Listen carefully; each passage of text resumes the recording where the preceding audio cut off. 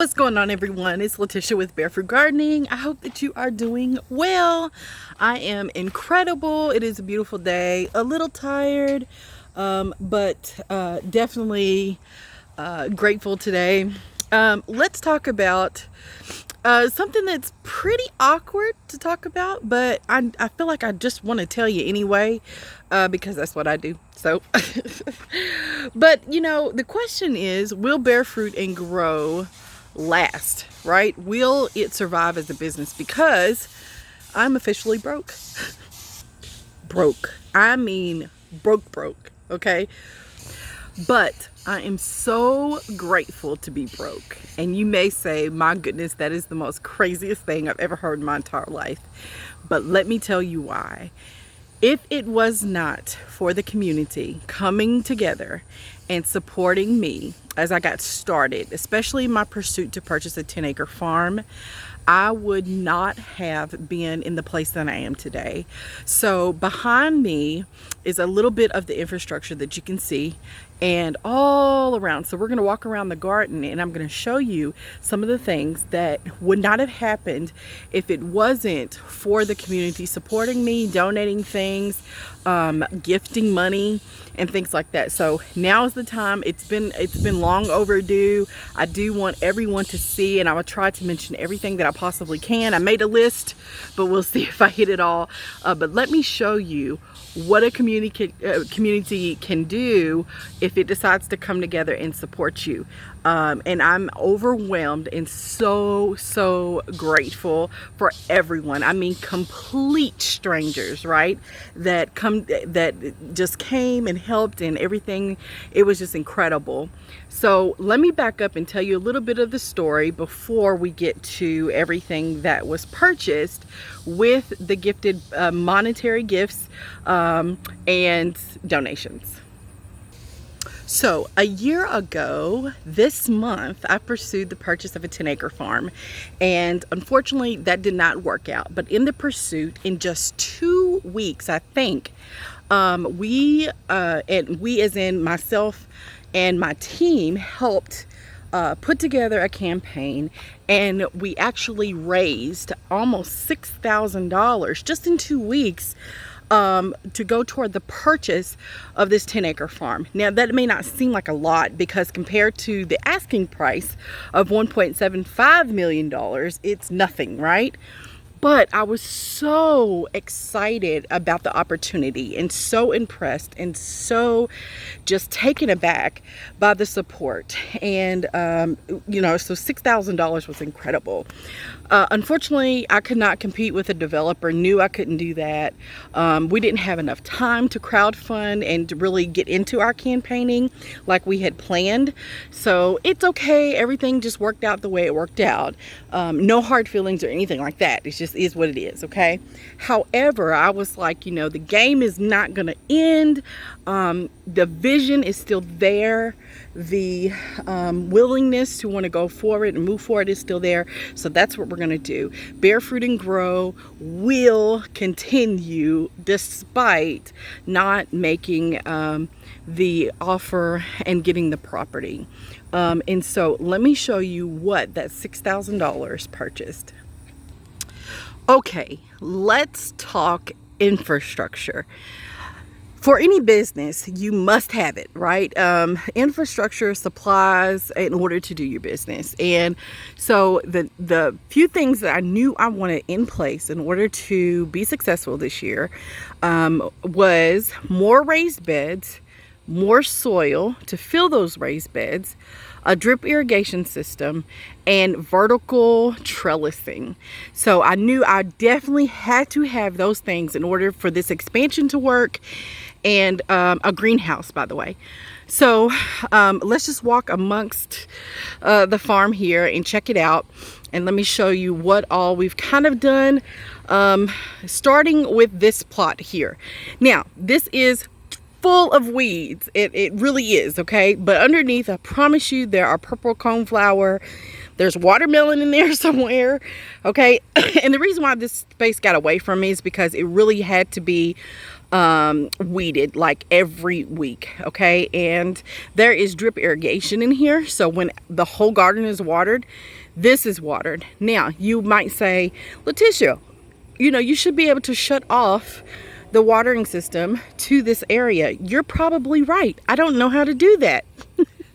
So everything is being watered, and then we got a huge amount of rain once or twice, and of course rain just makes everything grow.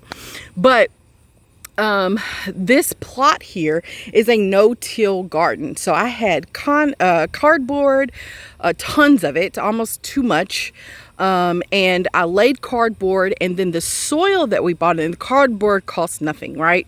The soil that was brought in was over $500 of compost, sand, and topsoil was my mix, okay, that I purchased from a local landscaping company. And unfortunately, there were tons of weed seeds in that soil. However, it got the job done. It was it's nice and fertile, obviously. The crops love it. It's the same soil that's used in all of my raised beds on this side of the farm. So I'm happy with the fertility, the looseness of the soil, and things like that, but tons of weed seed. The next purchase was the wood for the raised beds. So I'm not sure how many, I can't count. I mean, I guess I can. 1, 2, 3, 4, 5, 6, 7, 8, 9, 10, 11, 12, 13, 14, 15, 16, 2x8s, 16 sides, and then one for each. So that's 17, 18, 19, 20, 21, 22, 23, 24, 25, about 25 or 26 2x8s to make all of my raised beds. And that cost a significant amount of money. Wood has definitely skyrocketed the price since COVID has happened, and so definitely that was a huge expense. All the trellising materials, all the bamboo sticks. I had some of the stuff left over from last year, but all the cattle panel trellises that you see were purchased as well. These were about $24 each at Tractor Supply. Gorgeous.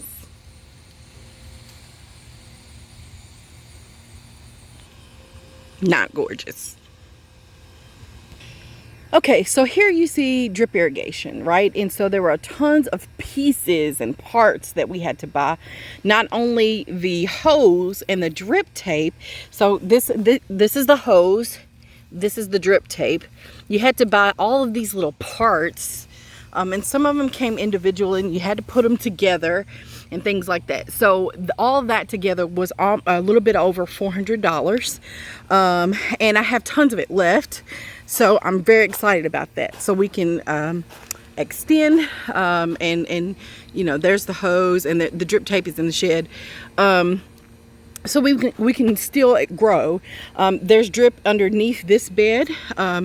This bed was full of mustard greens, and once it went to seed, we just let this bed rest for the rest of the season.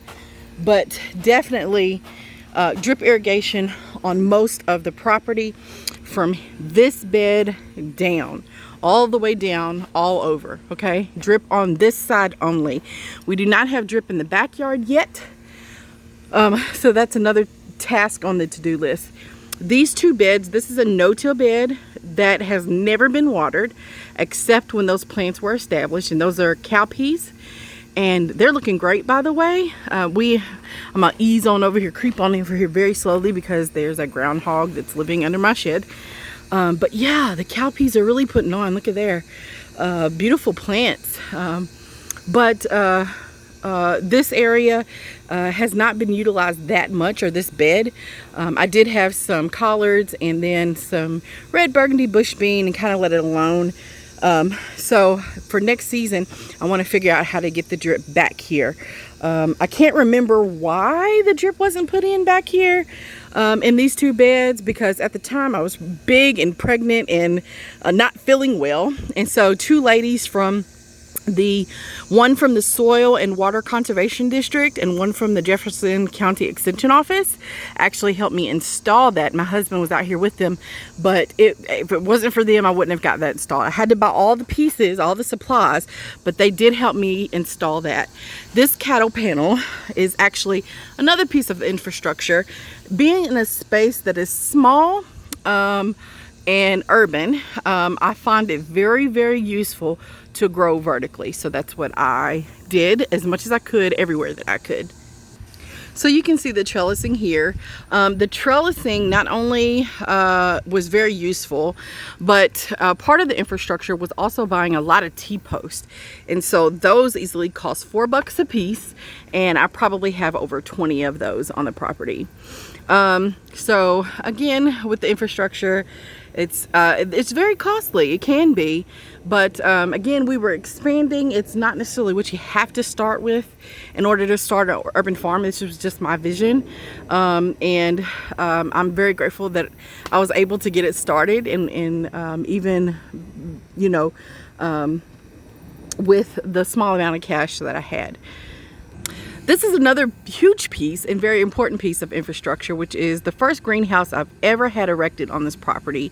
And so this was about $200 off of Amazon. And so the goal, because I applied for a high tunnel grant, which was I was hoping to get awarded, but it never came. So I bought this in place of that high tunnel, and it's worked out fine. So I was able to start the growing season a little bit early. We started sowing seeds in March, and it was able to get things going a little bit earlier and get an earlier harvest as well because of the plants that I started. I also started the nursery this season, and so I grew probably over 6,000 plants myself, and then the community actually donated some items, and so I'm very grateful for that. I also purchased items from the community, some community growers, to support them in their business, but sold the plants here at the nursery because I also grew for a huge seedling giveaway, and over 2,000 plants went to them. So I'm very excited that we were able to have this piece of infrastructure because it really did serve a purpose of getting the season started early. So you can't have a nursery, you can't have a grow space without containers, without seedling trays, without nursery soil. And by nursery soil, I mean there's prepackaged soil, you can make up your soil yourself, and I did a little bit of both. So this is my container garden here, and it looks really shabby. It's over 90 degrees and has been for the past 3 weeks. But you know, every single pot has a cost. Every single pot has to have soil, and that has a cost, right? And then of course watering all the pots have a cost. And so we do harvest rainwater, but we have to use city water because it was so dry. It's been so dry this season, but the drip irrigation helps to cut expenses, but I could not imagine life without this drip. Not only did it make it very, very useful and very convenient and efficient for the farm, but having a newborn who is now 3 months old, you know, coming out here every day to water is almost an impossible task. And so I even struggle still, even with just this little container garden here.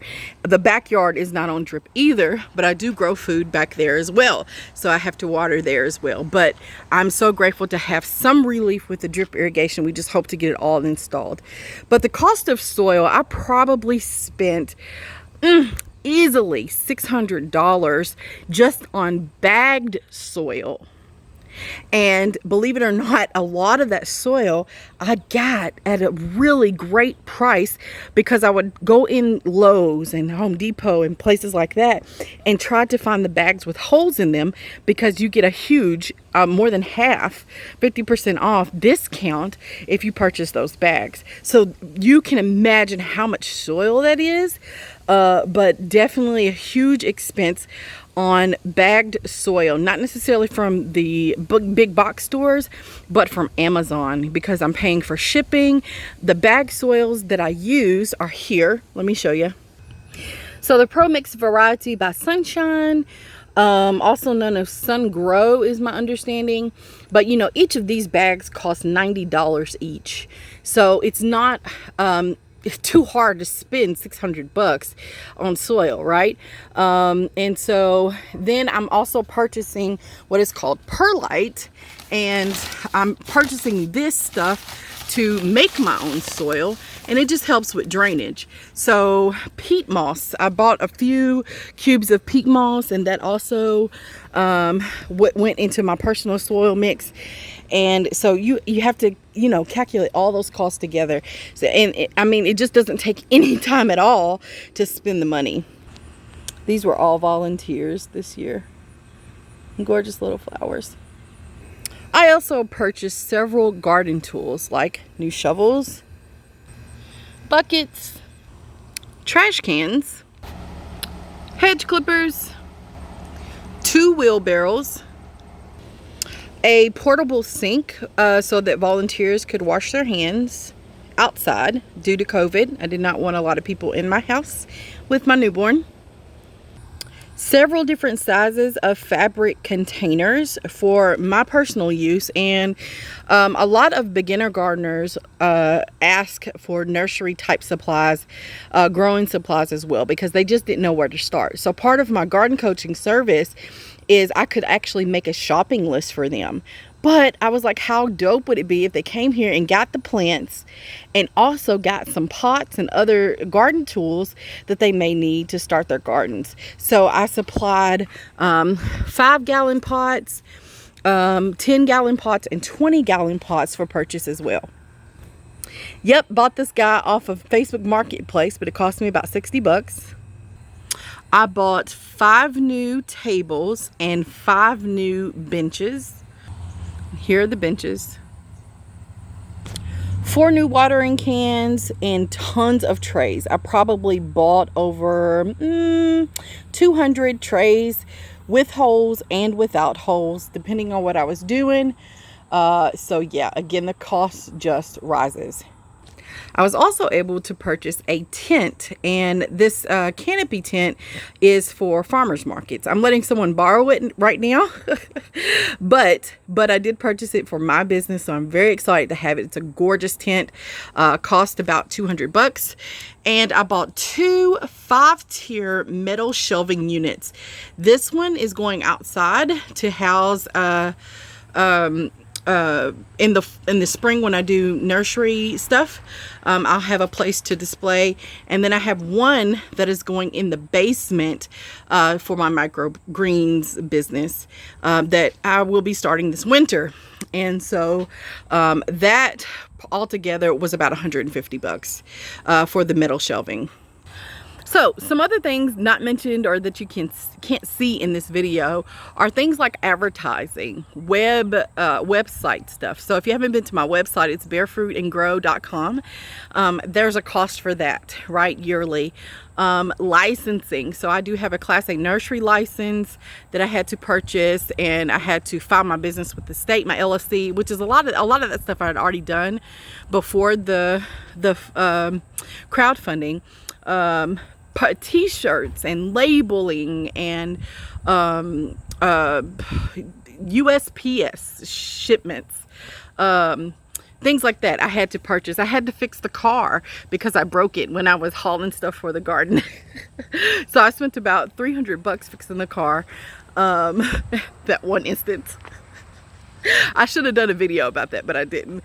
And so, you know, easily $6,000 can be spent like that, right?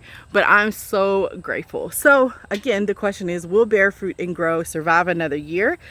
Because I'm broke? I don't know, but I feel like the infrastructure is here. I'm excited. A lot of this stuff is reusable. So spending money is one thing, spending it wisely so that you can get a good use and wear and tear out of things is another thing. So I have recycled a lot of pots, a lot of seedling trays, a lot of soil, believe it or not, I've recycled. And so I'm gonna have to purchase more soil. but I shouldn't have to purchase any more trays, any more pots and things like that for seedlings.